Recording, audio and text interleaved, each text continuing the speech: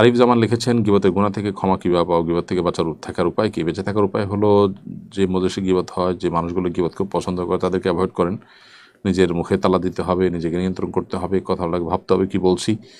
এর মাধ্যমে গীবত থেকে বাঁচতে পারেন। সে সাথে গীবতের গুনাহ হয়ে গেলে সেটা থেকে বাঁচার উপায় হলো আল্লাহর কাছে মাপ চাওয়া। কোনো ব্যক্তির গীবত করেছেন, যদি তার কাছে মাপ চাইলে তিনি মাপ করবেন বলে আশা করা যায়, ভুল বুঝে বরং আরও ঝামেলা বাড়বে না এরকম মনে হয়, তাহলে সেক্ষেত্রে তার কাছ থেকে আপনি সেটি করতে পারেন। নাজমুল শিকদার লিখেছেন, ফ্রিল্যান্সারদের অধিকাংশ ক্লায়েন্ট ইউরোপ আমেরিকান বা ইহুদি খ্রিস্টান হয়ে থাকে। আমরা যে তাদের ব্যবসার জন্য কাজ করছি বা তাদের সেবা দিচ্ছি, সেটা কি হালাল হবে? সেটা অসুবিধা নেই, সেটা জায়েজ আছে, কিন্তু মূলত দেখতে হবে যে তাদের এই কাজগুলো যে আপনি করছেন সেখানে কোনো হারাম কাজ করছেন কিনা। যদি হালাল কোনো কাজ করেন তাহলে সেক্ষেত্রে ক্লায়েন্ট কোন ধর্মের সেটা দেখার বিষয় না, প্রয়োজন হালাল হবে। এরপরে ঘোস্ট হান্টার ইয়ারি থেকে আপনি আমাদের ইউটিউব চ্যানেলে লিখেছেন, পারিবারিক শান্তির জন্য কী আমল করা উচিত? পারিবারিক শান্তির জন্য স্বামী স্ত্রী উভয়ের মধ্যে সবর এবং শকরের চর্চা বেশি বেশি করতে হবে। সবর এবং শকর এর চর্চা যত বেশি করা যাবে, পারিবারিক জীবনে, দাম্পত্য জীবনে তত বেশি সুখ এবং শান্তি ফিরে আসবে ইনশাআল্লাহ তাআলা। বিডি গ্রেডিং টিপস এআইডি থেকে আপনি লিখেছেন, আমার স্ত্রী 7ই নভেম্বর আত্মহত্যা করে মারা গেছেন। তার কাবিনের টাকা পরিশোধ করার কি কোনো বিধান আছে? আল্লাহ তাআলা আপনার প্রতি রহম করুন, আপনার স্ত্রীর প্রতি রহম করুন, আল্লাহ তাআলাকে ক্ষমা করুন। তিনি যে অপরাধ করে মারা গেছেন সেটি অত্যন্ত জঘন্য এবং গর্হিত। আর কাবিনের টাকা যদি তার কাছে পাওনা থাকে, তার কাছে আপনার দেনা থাকে, আপনি যদি টাকা না দিয়ে থাকেন, তাহলে যে পরিমাণ টাকা দেনা আছে সে পরিমাণ টাকা তার মৃত্যুর পর তার ওয়ারিসদের মধ্যে বন্টন হবে। আপনি তাদের মধ্যে থেকে একজন আপনার বিবাহিত স্ত্রী থাকা অবশ্যই যদি তালা আত্মহত্যা তিনি করে থাকেন, তাহলে সেক্ষেত্রে আপনার একটা হিস্সা থাকবে। কারা কারা বেঁচে আছেন তাদের মধ্যে সেই টাকাটা বন্টন হয়ে যাবে তার অন্যান্য সম্পদের সাথে।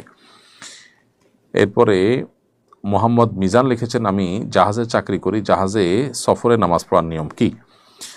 ভাই মিজান, জাহাজে যদি আপনি সফরে থাকেন তাহলে সেক্ষেত্রে যতদিন জাহাজ চলবে, যত লম্বা সময় চলুক না কেন, আপনি মুসাফির হিসাবে গণ্য হবেন এবং সফরের যে নামাজ সেটা আপনার জন্য প্রযোজ্য হবে।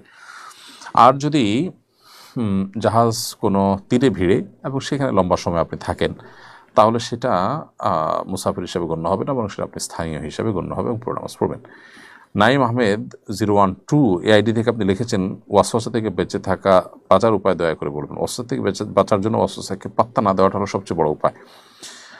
ওয়াসওয়াসাকে আমলে না নেওয়া, নিজের ভেতর থেকে যখন ওয়াসওয়াসা হবে সেটাকে ইগনোর করা, যে কোরআন এবং সুন্নাতে ওয়াসওয়াসাকে পাত্তা দেওয়ার পর নিষেধাজ্ঞা আছে, সেটাই খেয়াল করতে হবে। তার বাইরে ওয়াসওয়াসা দূরের জন্য বেশ কিছু রুকিয়া আছে, ভালো রাকিদের মাধ্যমে এই ওয়াসওয়াসা থেকে বাঁচার জন্য রুকিয়া করার চেষ্টা করতে হবে।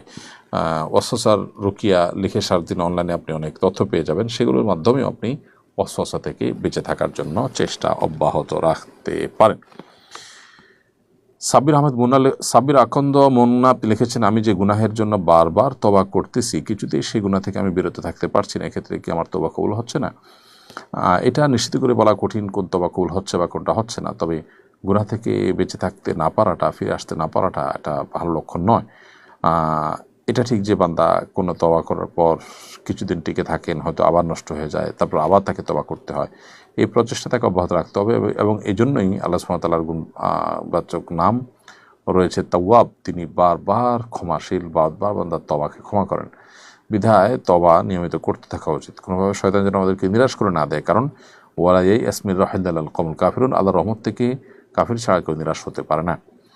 ফারহানা শ্রাবণী আপনি লিখেছেন, ডিভোর্স হওয়ার কারণে মা বাবা সবসময় খারাপ ব্যবহার করে, কথা শোনায়, অভিশাপ দেয়, এটা মানসিক অশান্তির কারণ হয়ে গেছে, এখন আমার করণীয় কি? আল্লাহ যেন সবর করবেন, মা বাবাকে বোঝাবেন, এবং নিজের যে বৈবাহিক এবং দাম্পত্য জীবন সেটাতে যত কষ্টই হোক না কেন সবর করে সেখানে থাকার চেষ্টা করাটাই হলো বেশিরভাগ ক্ষেত্রে নিরাপদ এবং নিজের জন্য ভালো।